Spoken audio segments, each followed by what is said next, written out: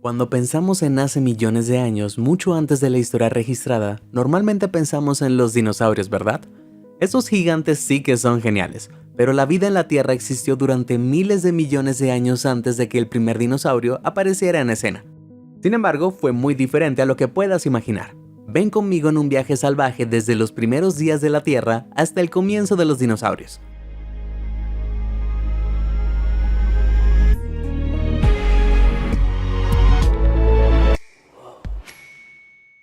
Como ocurre con la mayoría de las cosas, es una buena idea empezar por el principio.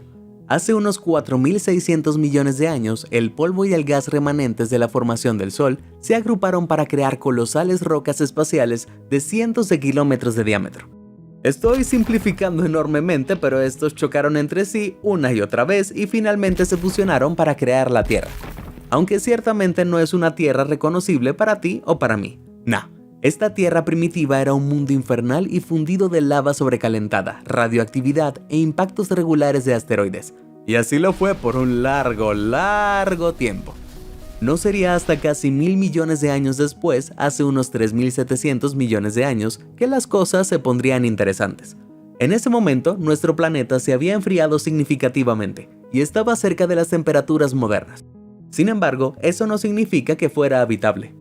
Compuesto en gran parte por agua y con una atmósfera prácticamente desprovista de oxígeno, era un mundo vacío de mares agitados y peñascos rocosos. El único ruido que habrías escuchado fue el incesante choque de la marea chocando contra la orilla. Eso y alguna que otra erupción volcánica. Sí, es muy espeluznante. Sin embargo, en lo profundo de las aguas de este tenebroso lugar, sucedió algo asombroso y absolutamente desconcertante. Nació la vida. No estamos exactamente seguros de cómo, pero una combinación milagrosa de los procesos e ingredientes correctos en los océanos de la Tierra condujo al surgimiento de organismos unicelulares extremadamente simples, y algunos de estos organismos produjeron oxígeno. Durante miles de millones de años, nuestros amigos unicelulares fueron libres de hacer lo que quisieran, absorbiendo nutrientes y expulsando sus propios subproductos. ¡Qué vida! Pero muy lentamente comenzaron a cambiar y volverse más complejos. Esto finalmente llegaría a su punto crítico al comienzo del periodo Cámbrico, hace unos 538 millones de años.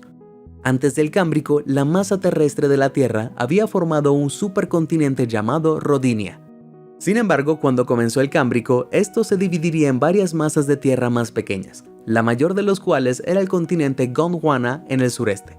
Pero esa no es la parte emocionante. Déjame presentarte la explosión del Cámbrico, el evento de biodiversificación más increíble en la historia de nuestro planeta azul. Ahora bien, cuando digo explosión, no me refiero a una gran explosión de fuego. No, esta explosión fue más metafórica para descubrir la gran cantidad de nuevas criaturas que se desarrollaron. Las células individuales existían así en los últimos milenios. Ahora la vida compleja estaba de moda.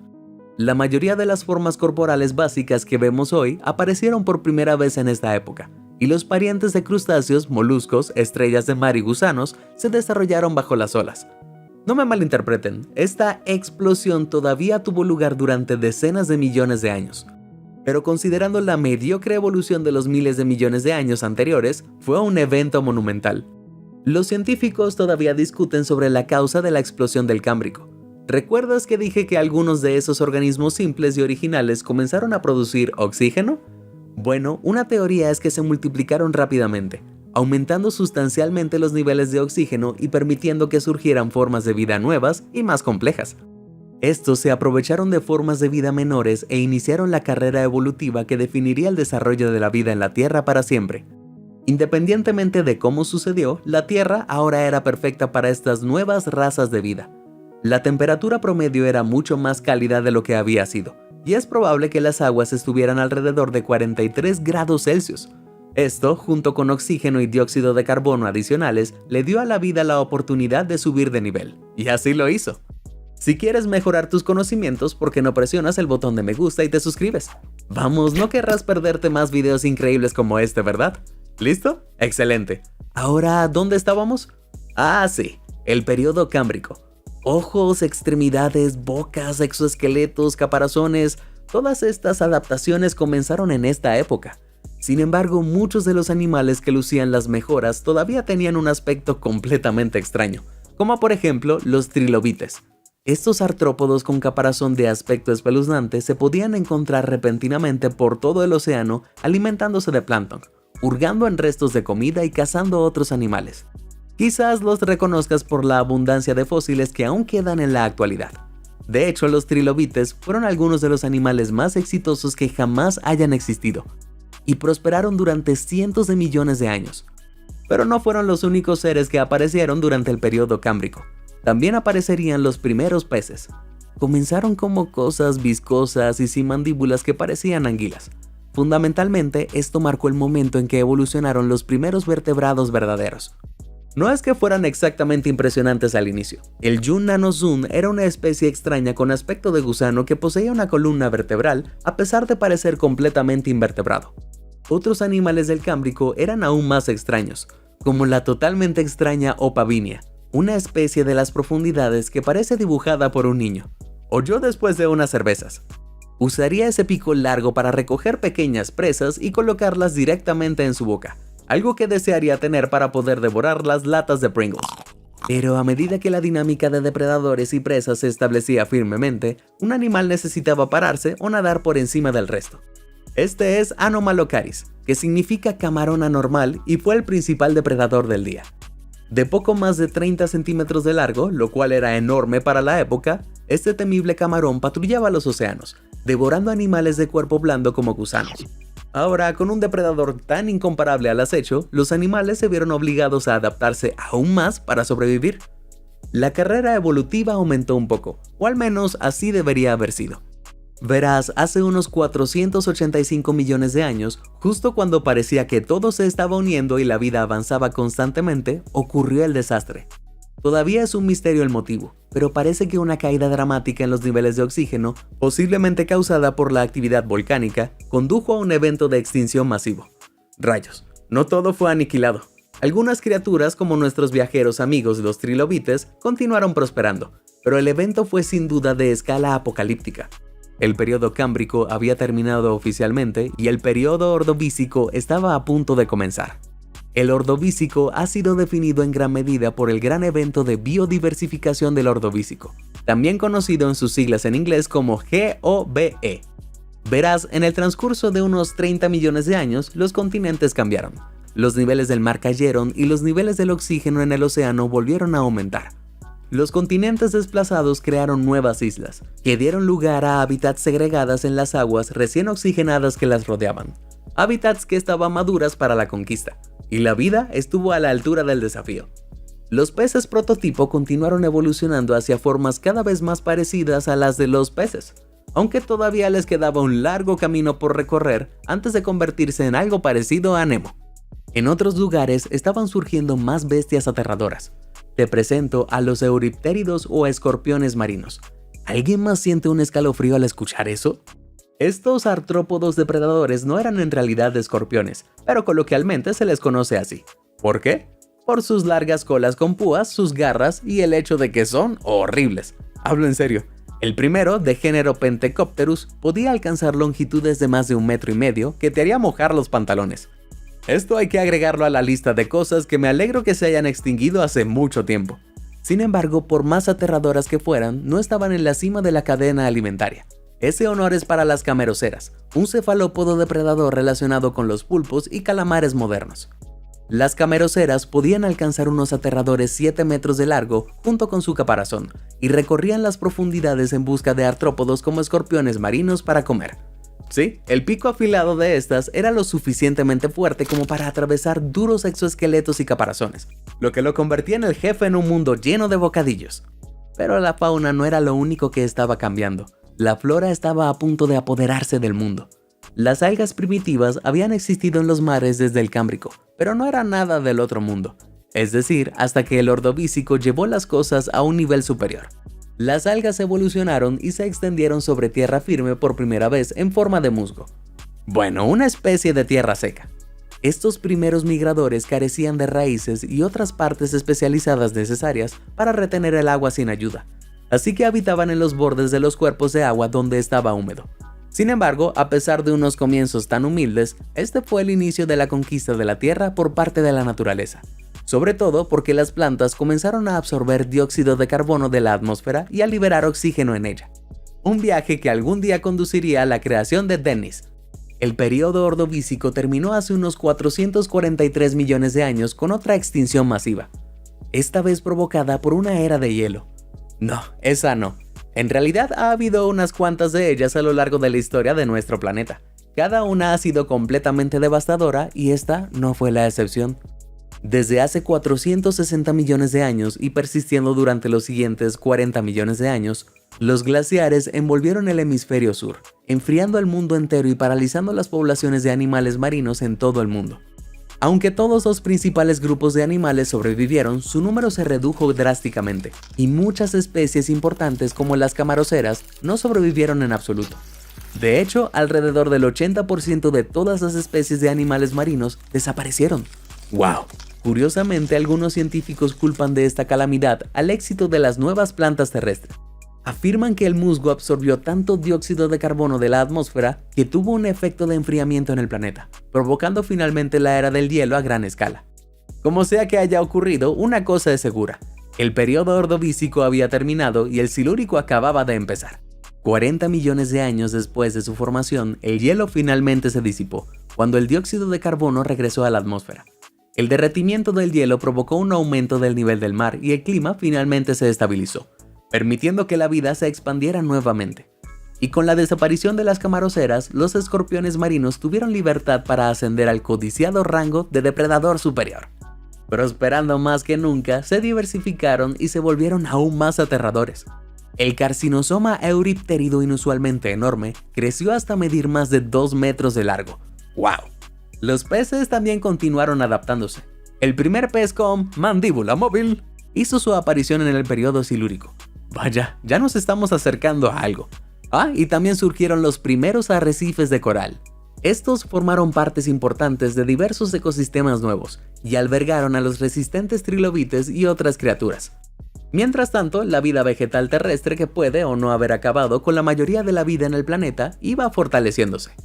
Las plantas terrestres comenzaron a adoptar formas mucho más complejas y reconocibles, y evolucionaron hasta convertirse en organismos vasculares con tallos que podían absorber y retener agua de forma autosuficiente. Estas plantas formarían la base de toda la flora moderna y con ellas llegó la siguiente ola de oxigenación de la atmósfera terrestre. Esta vez, en lugar de hundir al mundo en una edad de hielo, ocurrió todo lo contrario. El oxígeno adicional resultó suficiente para sustentar la vida animal en la Tierra. Los artrópodos comenzaron a salir de los océanos, siendo los primeros grupos probablemente los miriápodos, los 100 pies, los 1000 pies, los arácnidos y también los escorpiones. Es posible que inicialmente estos insectos solo hayan abandonado el agua para evitar a los depredadores o acceder a nuevas fuentes de alimento, pero la perspectiva de un entorno completamente nuevo que conquistar resultó demasiado bueno para dejarla pasar. Verás, la vida era súper competitiva en el océano. Sin embargo, la Tierra era un nuevo campo de oportunidades invictas. No es que cada especie que se aventuró a salir perdiera inmediatamente sus branquias y aprendieran a respirar aire. Los escorpiones silúricos todavía tenían branquias e incluso después de llegar a la Tierra, les tocaba mantenerlas húmedas para respirar, así que no se alejaron demasiado de la orilla del agua, al menos al inicio. El periodo silúrico llegó a su fin hace unos 419 millones de años, con algunos eventos de extinción relativamente menores, probablemente causados por el cambio climático. Digo relativamente menores porque, a diferencia de otros, no pusieron de rodilla a toda la vida en la Tierra y amenazaron con dejar el planeta totalmente sin vida nuevamente, aunque no fueron exactamente divertidos. Independientemente, lo que siguió fue el periodo devónico, y resultaría el periodo de la vida más influyente desde el Cámbrico. Para empezar, los primeros tiburones conocidos evolucionaron, aunque estaban lejos de ser los principales depredadores que conocemos hoy. De hecho, fueron completamente eclipsados por un grupo de peces óseos llamados placodermos, como esta gran bestia Dunkleosteus. El viejo donkey era el máximo depredador de la época. En su estimación más pequeña, era un poco más bajo que un gran tiburón blanco macho. Eso es 3 veces el tamaño de un humano adulto. Pero en su tamaño más grande era igual a varios tiburones blancos juntos, de unos astronómicos 8 metros. Sin duda, esta era la especie más grande viva en este momento, y uno de los peces más intimidantes que jamás haya existido. Su colosal cabeza albergaba dientes en forma de guillotina y los expertos calculan que tenía una mordida más fuerte que la de un cocodrilo de agua salada. Para ponerlo en contexto, los cocodrilos de agua salada tienen la mordedura más poderosa de cualquier criatura viviente, pero el Dunkleosteus tenía más del doble. Quiero decir, solo mira esa mandíbula. Los peces tampoco fueron lo único que aumentó su tamaño. En la tierra las plantas también comenzaron a crecer. Como culminación de toda la evolución anterior, surgieron los primeros árboles boscosos con complejos sistemas de raíces, ramas y altura. Formaron los bosques originales que produjeron una gran cantidad de oxígeno para la atmósfera y al mismo tiempo absorbieron enormes cantidades de dióxido de carbono. Todo esto significó que el ecosistema terrestre se volvió aún más atractivo para la nueva vida. Y así, finalmente, los vertebrados se dieron cuenta de este cambio. Verás, ciertas especies de peces como los peces pulmonados habían pasado cada vez más tiempo en aguas poco profundas y algunos incluso estuvieron en tierra por breves periodos. Pero en el Devónico todo cambió. Ellos evolucionaron. La representación más interesante de esto es el Tiktaalik, el primer vertebrado conocido que pudo respirar fuera del agua. Este tipo de aspecto extraño tenía características de peces, anfibios y reptiles, un extraño término medio entre los mundos terrestre y marino. Si bien todavía vivía principalmente bajo el agua, era capaz de trepar a tierra cuando era necesario. Y luego tenemos al Ictiostega, uno de los primeros tetrápodos, animales con 4 extremidades completas como nosotros. Aunque ellos también pasaban la mayor parte del tiempo en el agua, el mundo nunca volvería a ser el mismo. Mientras tanto, los artrópodos que vivían en la tierra ya comenzaron a diversificarse. Se desarrollaron y propagaron insectos sin alas y arañas. Sin embargo, para aquellas criaturas que aún estaban confinadas en los mares, las cosas estaban a punto de empeorar mucho. A medida que el periodo devónico se acercaba a su fin, los niveles de oxígeno en los océanos comenzaron a disminuir drásticamente. Sin el oxígeno para mantenerlos vivos, inmensas franjas de criaturas marinas se extinguieron. Los duraderos trilobites y escorpiones marinos se extinguieron y aunque algunos sobrevivieron, sus poblaciones nunca se recuperaron. Por el contrario, especies dominantes como el Dunkleosteus fueron completamente erradicadas y hasta el 70% de todas las especies de invertebrados se extinguieron. No estamos seguros de qué causó la caída repentina de oxígeno, pero los científicos creen que probablemente se debió a los árboles. ¿Eh? Escúchame bien. Los árboles de esta época alcanzaban hasta 40 metros de altura, así que necesitaban sistemas profundos de raíces para sostenerlos. Pero las raíces no solo anclan las plantas y absorben nutrientes, también afectan la tierra que las rodea, alterando las rocas y creando un suelo rico en nutrientes. ¿El problema? Este suelo cubría el planeta tan firmemente que gran parte de él fue arrastrado a ríos y océanos, llevándose consigo todos sus nutrientes. Esto impulsó una serie de enormes floraciones de algas en el agua y a medida que todas estas nuevas algas hacían la fotosíntesis, eliminaban el oxígeno del agua.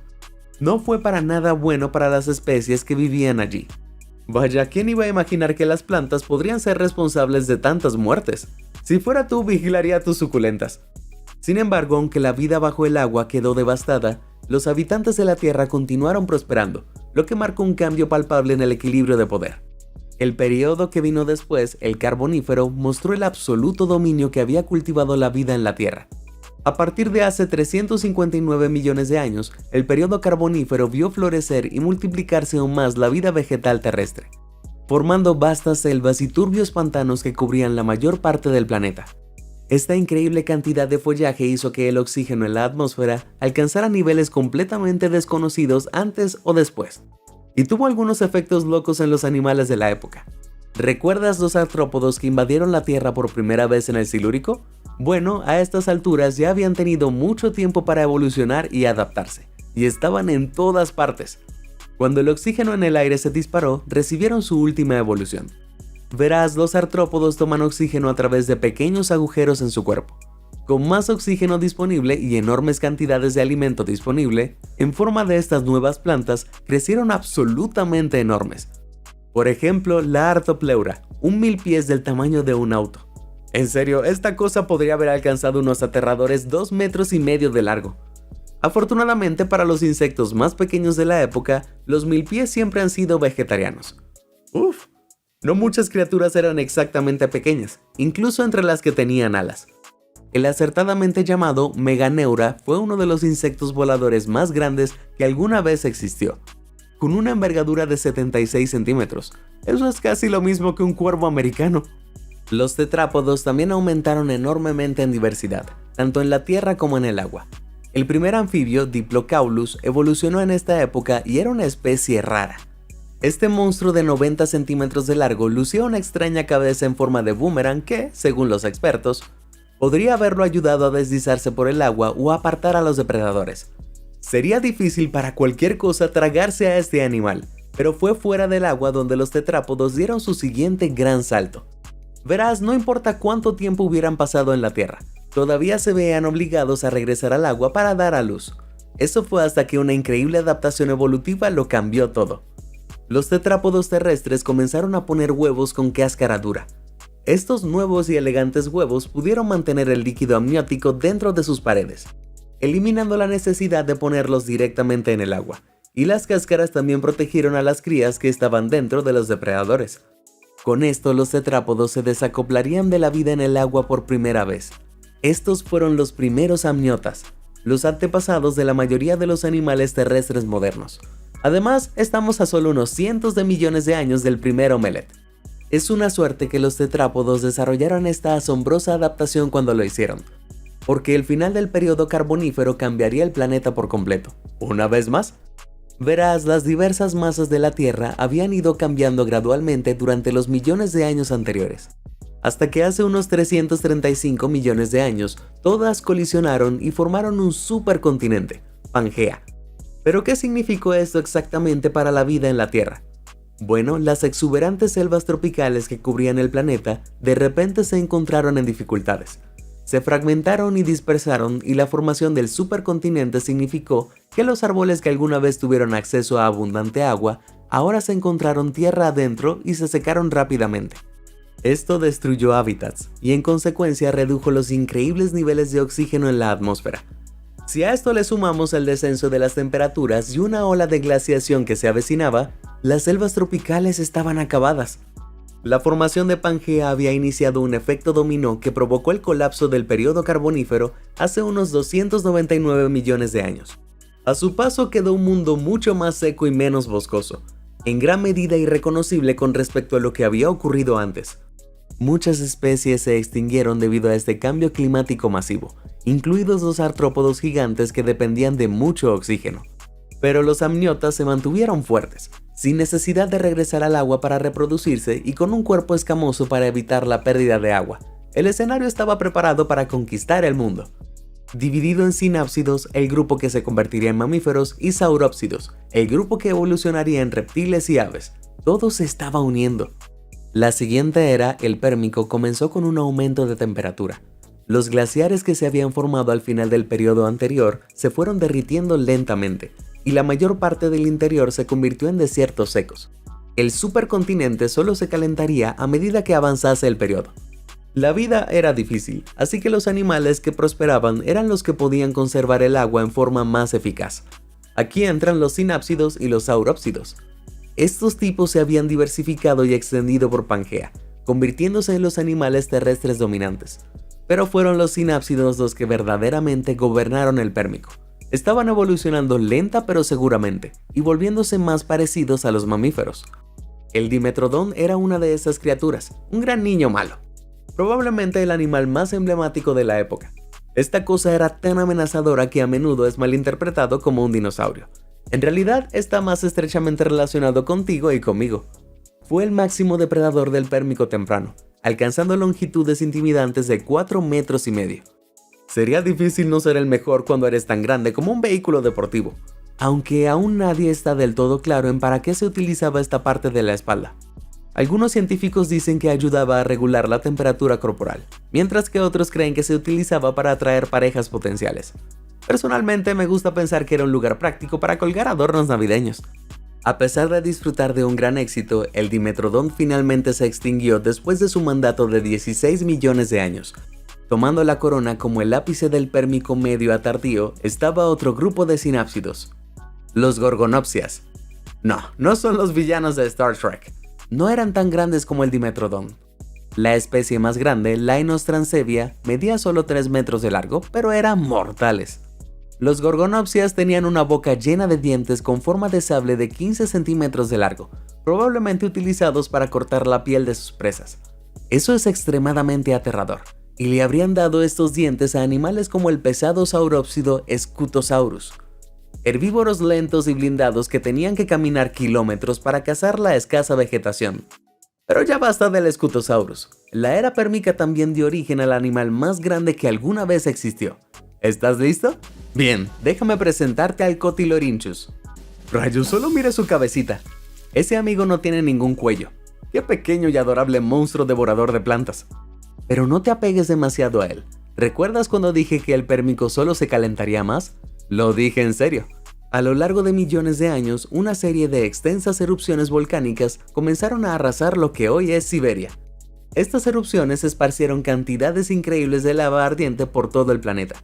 Estoy hablando de lechos de lava gigantes del tamaño de la mitad de Estados Unidos, todos arrojando cantidades colosales de dióxido de carbono a la atmósfera. Todo este dióxido de carbono atrapó calor dentro de la capa de ozono, elevando drásticamente la temperatura de la Tierra y obligando a los animales a adaptarse o morir. A los animales marinos no les fue mejor que a los terrestres. El océano absorbió parte del dióxido de carbono, volviendo el agua peligrosamente ácida. Luego las temperaturas más altas provocaron incendios forestales en la Tierra, que quemaron el follaje que quedaba, incinerando bosques y exponiendo rocas previamente escondidas. Estos se erosionaron rápidamente y los nutrientes que quedaron se fueron al océano, provocando sin querer una explosión de vida. ¡Increíble! Me estaba empezando a preocupar. Entonces todo cambió, ¿no? Bueno, no. En realidad, la abrumadora cantidad de nuevas formas de vida resultó ser menos una bendición y más una desgracia. Absorbieron el poco oxígeno que quedaba en el mar, asfixiando a cualquier criatura que hubiera sobrevivido al ataque inicial. Oh, vaya. A finales del Pérmico, hace unos 251 millones de años, este evento apocalíptico había alcanzado un punto crítico. Desde que se la denominó la Gran Mortandad, fue la extinción masiva más devastadora que el mundo alguna vez vivió, y lo más cerca que ha estado la vida de desaparecer por completo. Un impactante 70% de los animales terrestres y el 90% de las criaturas marinas fueron eliminados de la faz de la Tierra. Vaya. La pequeña cantidad de bestias que sobrevivieron a estos últimos tiempos se quedaron con la cáscara del mundo. Todos los periodos de la prehistoria que hemos cubierto hasta ahora se agrupan en una era global conocida como Paleozoico, es decir, vida antigua.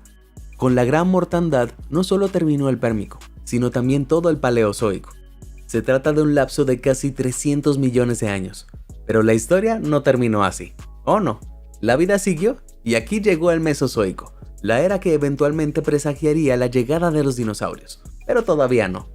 La era mesozoica comenzó de manera mucho más humilde, con el periodo Triásico, durante los primeros 5 millones de años de los cuales la vida pasó recuperándose lentamente, hasta el punto de que nuevas especies dominantes podían emerger nuevamente.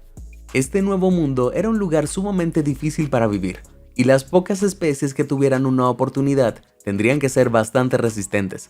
Lamentablemente, la mayoría de los sinápsidos no tenían lo necesario, quedaron completamente devastados por la Gran Mortandad, y aunque unos pocos sí sobrevivieron eventualmente para evolucionar hasta convertirse en mamíferos modernos, quedaron en segundo plano durante mucho tiempo. Por otro lado, los saurópsidos, se adaptaban perfectamente. Dada su capacidad para sobrevivir fuera del agua gracias a sus huevos de cáscara dura y retener la humedad con esas escamas, no solo se recuperaron, sino que dominaron por completo el planeta. De hecho, durante el Triásico los saurópsidos se diversificaron y evolucionaron a un ritmo nunca antes visto. Algunos se trasladaron a los océanos vacíos y evolucionaron hasta convertirse en los primeros reptiles marinos, como los ictiosaurios. Extrañas y aterradoras bestias parecidas a peces que cazaban utilizando algunos de los ojos más grandes del reino animal. Junto a ellos, los plesiosaurios acabarían también patrullando los mares. Estas criaturas igualmente extrañas tenían cuellos monumentales largos que podrían haberles ayudado a cazar de forma más sigilosa. Ambos reptiles marinos prosperarían durante cientos de millones de años. Otras criaturas, como el extraño Drepanosaurus, evolucionaron para vivir en los árboles, posiblemente actuando de manera similar a los lémures y perezosos modernos, y colgando de sus colas. Como un lémur, el Drepanosaurus tenía una garra súper larga para hurgar dentro de los nidos de insectos adheridos a las ramas de los árboles. Entonces, sí, esta cosa era esencialmente un lagarto mono. Pero los árboles no eran la última frontera para estos reptiles recién evolucionados. Oh no, algunos comenzaron a evolucionar para volar. Para empezar, esto tomó la forma de algunos experimentos extraños como el Charybopteryx. A diferencia de casi todos los animales voladores que conocemos, este pequeño reptil tenía alas en las extremidades traseras, en lugar de en las delanteras. Debido a esto, en realidad no podía volar. En cambio, solo era capaz de realizar una especie de vuelo torpe. Como era de esperar, este diseño no llegó a nuestros días. Sin embargo, al final del Triásico, este rasgo evolutivo se había perfeccionado en los pterosaurios. Los huesos huecos y llenos de aire significaban que estos reptiles atados al cielo eran lo suficientemente livianos para sostener el vuelo, y sus alas corrían desde sus antebrazos, a lo largo de su cuerpo hasta sus tobillos. En otras palabras, estos bebés avergonzaron al Charybopteryx.